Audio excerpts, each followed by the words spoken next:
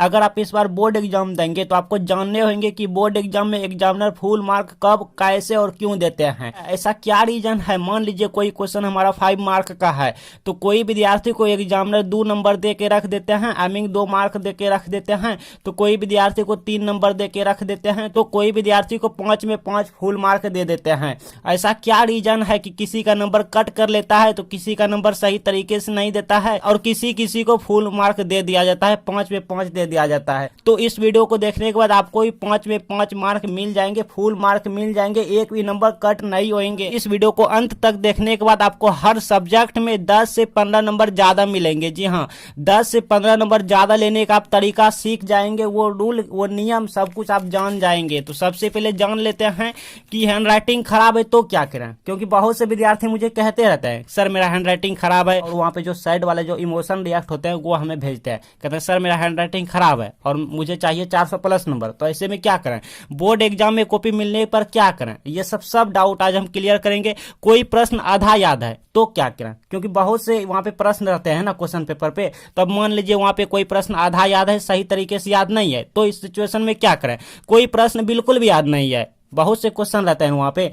प्रश्न पेपर पे, अब उनमें से कोई प्रश्न ऐसे हैं जो कि हमें कुछ भी याद नहीं है, कुछ भी याद नहीं है, तो इस सिचुएशन में क्या करें, मार्क छूट जाएगा ना, नहीं ले पाएंगे अंक। लेकिन भाई आपका हम एक भी क्वेश्चन छूटने नहीं देंगे। अच्छा, ज्यादा पेज लिखने से क्या ज्यादा नंबर मिलते हैं क्या, ऐसे बहुत से आपके डाउट क्लियर होने वाले हैं इस वीडियो में। तो बने रहे वीडियो पे अंत तक, सब्सक्राइब नहीं किया सब्सक्राइब कर लीजिएगा, ऐसे यहाँ पे वीडियोज मिलते रहेंगे। सबसे पहले बात कर लेते हैं बोर्ड एग्जाम कॉपी मिलने के बाद क्या करें। देखिए बोर्ड एग्जाम कॉपी मिलने के बाद क्या करें, तो सबसे पहले आपको देखना है roll code, roll number, subject, ये सब आपको जो है ना फिलअप करना है बोर्ड कॉपी में। और हाँ, बहुत से बोर्ड ऐसे होते हैं लाइक जैसे बिहार बोर्ड, तो ये सब क्या कर रहा है, बोर्ड ऑलरेडी यहाँ पे छपा हुआ रहता है, कॉपी में पहले से छपा हुआ रहता है, विद्यार्थी को ये सब भरना नहीं होता है।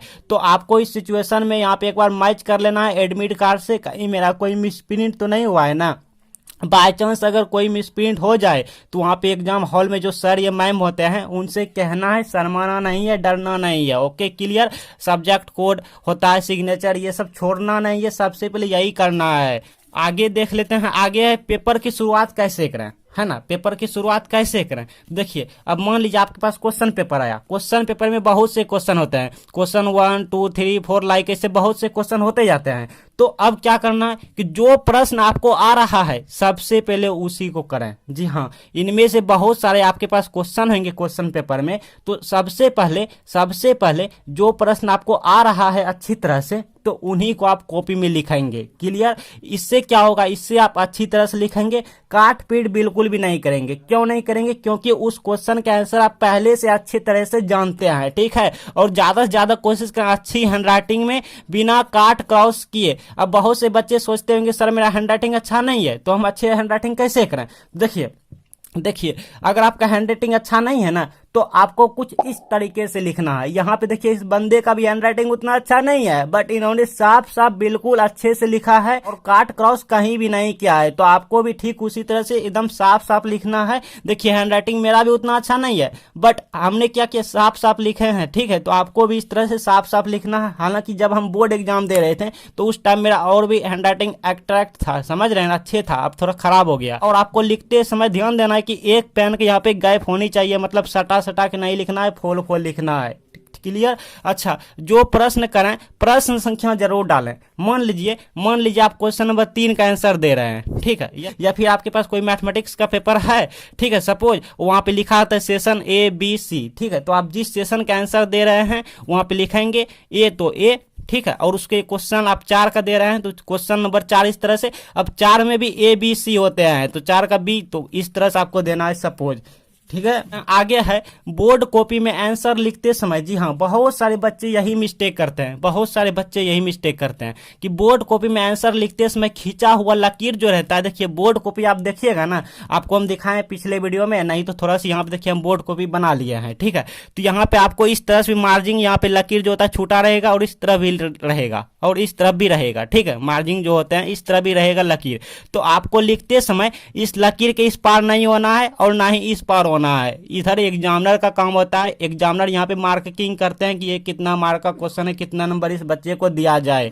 ठीक है, आपको ब्लैक पेन से आपको 2 पेन लेके जाना है बोर्ड एग्जाम में, ब्लैक और ब्लू पेन अच्छी तरह से लेना है। नया पेन बिल्कुल भी नहीं होनी चाहिए, यहाँ पे 1-2 इंच पहले से खाली होनी चाहिए, बिकॉज नया पेन रुक रुक के धुक धुक के चलते हैं, सही तरीके से उगते नहीं है। क्लियर? अच्छा, तो ब्लैक पेन से आपको यहाँ पे लिखना है प्रश्न 1 तो 1, और यहाँ पे डॉट डॉट पकड़े इस तरह से वाट लगा देना है। 2 अंक का स्तरीय प्रश्न लिख देना है, एग्जामिनर को खुश कर देना है, एग्जामिनर का सारा डेटा सारा डाउट क्लियर कर देना है समझने में। इससे पता चला एग्जामिनर को कि हाँ बच्चे ने एक प्रश्न नंबर 1 का जवाब दिया है, ये 2 नंबरिया क्वेश्चन है, और बच्चे का कहना है कि सर मुझे 2 नंबर दीजिए, हम 2 नंबर लेने के लिए यहाँ पे लिख दिए हैं।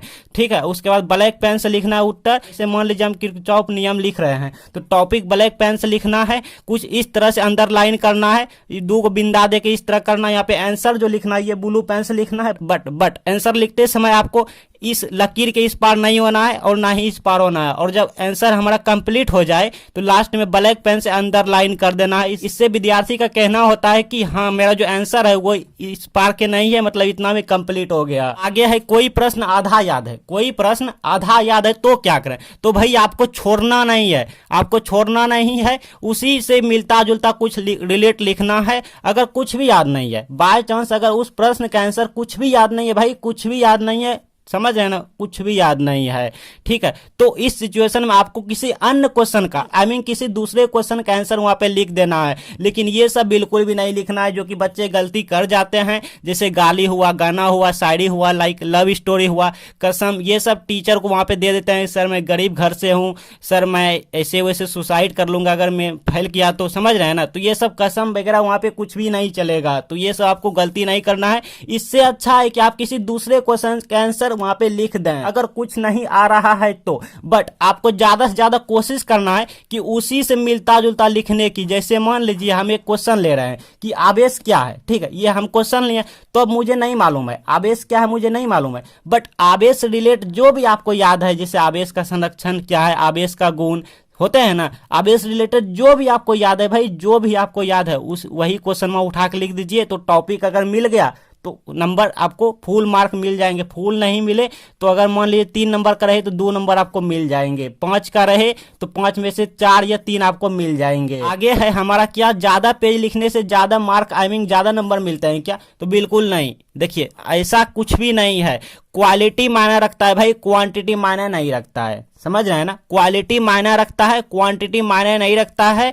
जो प्रश्न जितने वर्ड में कहा गया है आपको उतना ही वर्ड में आप देंगे, उससे नाइबर रूट जा सकते हैं, आसपास जा सकते हैं। जैसे मान लीजिए कोई प्रश्न है वो कह रहा है 30 वर्ड में लिखने के लिए, 30 शब्दों में लिखने के लिए, तो आप 35 जा सकते हैं या फिर 28, 29, 25 तक रह सकते हैं, ठीक है। लेकिन इस वर्ड में आपको सटीक सटीक उत्तर और साफ साफ सटीक सटीक लिखना है। नमक कम खाएं पर अच्छा खाएं, समझ रहे हो ना। घुमा फिरा के लिखने से अच्छा है आप कम शब्दों में सटीक सटीक वहां पे सब कुछ क्लियर कर जाएं ताकि एग्जामिनर खुश हो जाएं। आगे है कॉपी में पैसा रखने से या फिर इमोशनल बातें लिखने से पास हो जाएंगे क्या? देखिए बच्चे ने ऐसे सब क्वेश्चन करते रहते हैं, तो बता दूं बिल्कुल नहीं, बिल्कुल ऐसा कुछ भी नहीं है भाई। टीचर के पास इतना पावर नहीं है कि वो खुद से नंबर दे के आपको पास करे या फिर टॉपर करे, ऐसा टीचर के पास पावर नहीं है। अगर खुद से वो नंबर दिया भी तो वो फंस जाएगा, बिकॉज उसके पास कोई पावर नहीं है। आप जितना लिखेंगे उतने आपको नंबर दिए जाएंगे। और रही बात पैसे, तो पैसे एग्जामिनर की पॉकेट में नहीं जाते हैं, बिकॉज सीसीटीवी कैमरे के वो निगरानी में कॉपी चेक करते हैं, तो वो पैसे बोर्ड ऑफिस चले जाते हैं